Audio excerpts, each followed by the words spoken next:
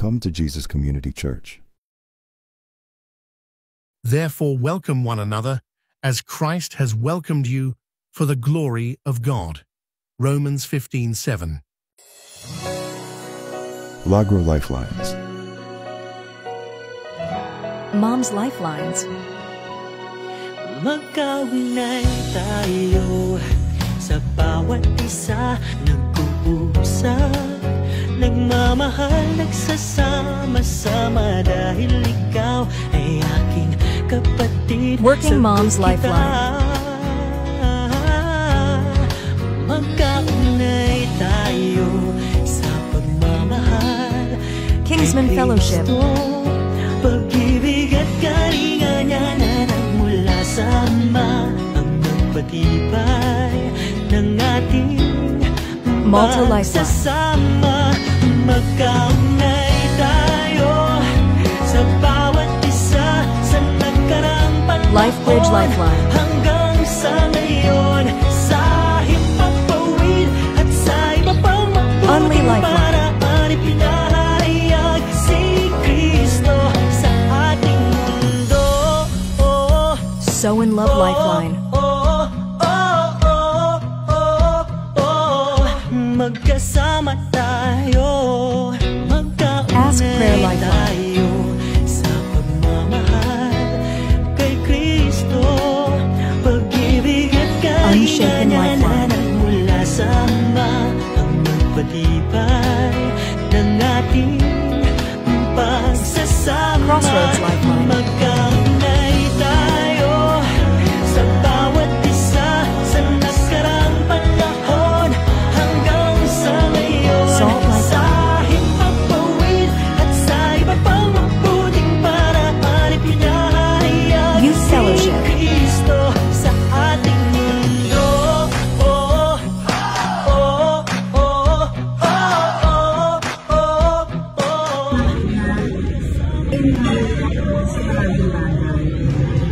Marami rin ako natutunan dahil sa mga nangyari, sa mga question and answer. Naglagay doon ay meron kabulugan, beautiful, kung paano lumarating, kung paano lumayakap ang mga katipunan.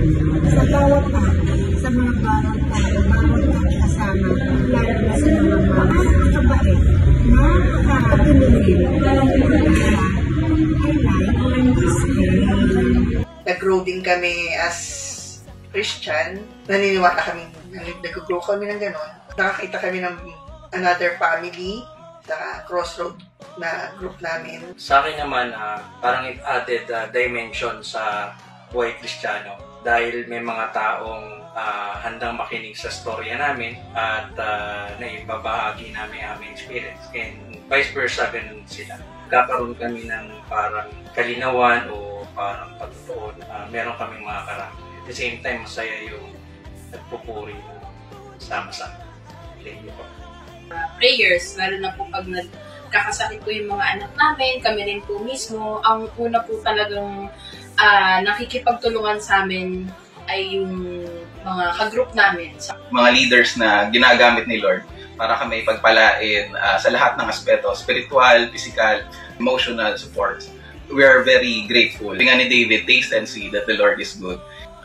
Ito yung mag-help sa atin na maituwid tayo, magpalakasan tayo, and for us to use our blessings na mga gifts na ibinigay sa atin ni Lord para pagpalain din yung ating mga brothers and sisters in faith in return. So, ayun po. Thank you. Thank you po. God bless. Nagkaroon ako ng maraming kakilala and eventually naging friends and became church family. And mga lumawak po yung support system ko. They are just one call away. So marami kang wisdom na matututunan from them. Nagkaroon ako ng deeper connection kay Lord. Merong mga taong gagamitin si Lord para tulungan ka. Happiness doing my evangelistic. You get to know all the members. Nag-share kayo ng everything about life. And looking forward for more evangelistic celebration. God bless us all po.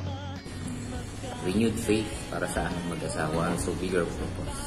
Kasi simula nakakilala kami, God is talagang maging center of relationship namin dalawa. Malaki sa bata, malaki sa lamuha sa tao, sa decision making, and also mas naging patient kami. Reference namin yung scriptures, yung mga natututunan namin with the help of our disciple makers, siyempre sila pastor, mga pastor natin and elders, lalong nag-grow yung love namin for God. New friendships siguro. Marami kami nakilala because of the lifeline. So, open sharing ng mga napagdaanan namin, yung mga nangyari sa buhay namin. Tinatalakay po yung mga bagay na makapagpapalakas pa po sa aming buhay pananampalataya. Kumbaga parang panatag yung loob mo magsabi dun sa group na diba, dumanas ka ng ganito paghihirap, meron kang problema, kasama po kami nga nagpapayo doon. Nakikinig sila sa pinag-uusapan, nakikinig sa sinasabi nila, nakikinig ka rin sa sinasabi ng iba. Paglago ay magkaroon ka ng isang lifeline, kaya nakakakuha ka ng mga good advice. Salamat po.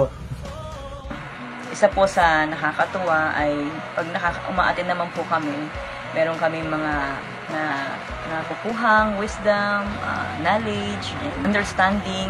So, isa pa ay yung bonding together with the food. Fellowship with them. Mas marami kami wisdom from them. Kung paano mag-move on sa mga dati nilang mga pinagdadaanan. Kaya yung katuwang sa pananalangin upang ang buong pamilya or pamilya ng bawat isa ay manatili sa Panginoon at lumago sa Panginoon. Maraming pong salamat.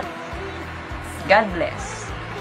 Nakatulong sa akin yung lifeline para makamit ako ng marami pang bagong kaibigan. Saka nakakatulong din sila sa akin sa pagpapalalim pa ng pananampalataya ko kay Lord kasi binibigyan nila ako ng payo kung kailangan ko. Saka kapag magtatanong ako sa kanila is andyan naman sila para sumagot sa akin.